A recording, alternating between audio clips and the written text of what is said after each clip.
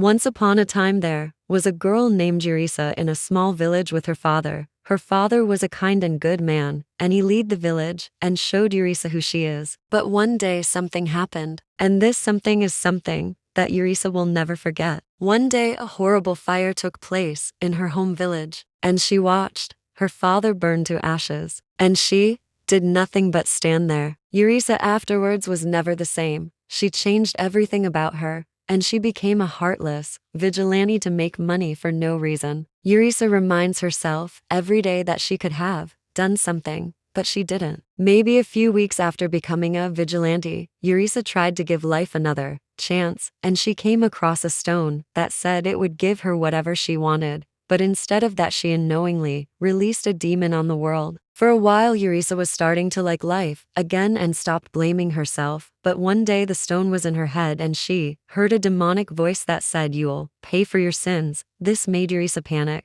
So Eureka said, "Who said that?" But no one answered. Eureka felt as if she was talking to herself. But the next day, Eureka was getting depressed because of the demonic voice, and she decided to pay for her sins by losing her humanity because the demonic voice said it was the only way. So Eureka started blaming herself again and became even emptier. And this time she can't be healed. Eureka also started being a vigilante again. After a few years of being depressed and heartless, Eureka became impossible to heal, and she killed people every day. And she became the monster that the demonic voice wanted her to be. But one day she met another like her. This girl's name was Vance, and Vance was also a vigilante, and Vance was hearing voices too. So Eureka followed her to see if she can be healed inside. Vance had long, black hair and wear a cloak with ammo in its pockets, and Vance also has same black sunglasses. Also her eyes were dark blue. That said she has nothing else to live for. In battle, Eureka and Vance had the same target, and Vance got close to death but didn't care and kept firing her gun.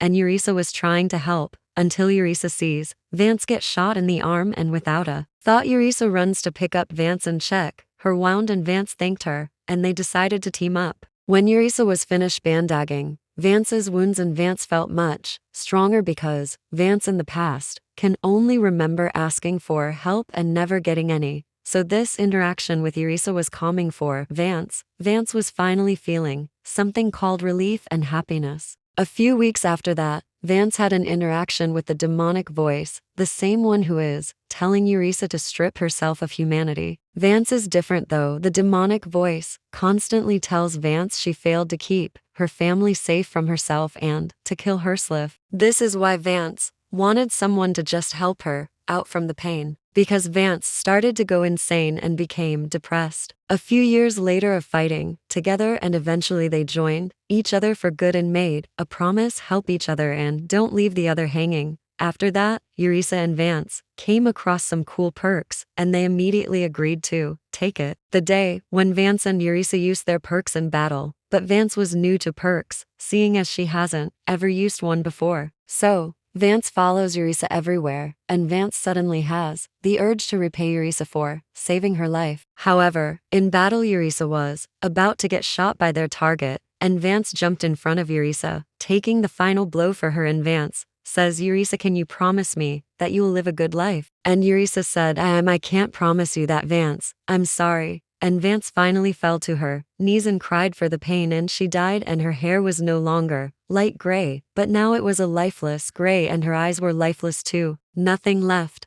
Vance, as she slowly died, she saw a flashback of the past. It was a night when she had first come across a fly, and this fly was horrible, as it said, "Kill all humans from your village and continue killing them." Vance did what she was told, and she killed everyone, her village, even the kids, and she watched in despair as they all died. That day she wasn't ever the same again, but today she feels calm and ready for death. Afterwards, Eureka left Vance's lifeless body, but Eureka wasn't the same. No, but now she lacks any tears or any emotion at that. And that day Eureka promised herself she'll never put another soul in danger again, and she became the empty vigilante that she once was before. Only this time she's emptier. This time her pain will never die. While back at the underworld was the demon who was causing all of this pain and heartbreak. This demon has one goal, and it's pretty clear to Eureka. The demon sits in the throne with long black, inky hair and black empty eyes that were once found but now they have nothing, and she wears red cloths and black cloths, and she has a red bloody crown as if it was passed down from generation to generation, and she had some red bloody horns as if she killed people with them. The demon has a name, but Eureka doesn't know it, and this demon speaks and whispers lies in Eureca's head and won't leave her head alone, so Eureka listens to the lies cause she believes that there's nothing else to live for. This despair and pain is feeding and strengthening the demon. The demon tries to keep Eureka out of the light and in the darkness for a reason that no one knows yet.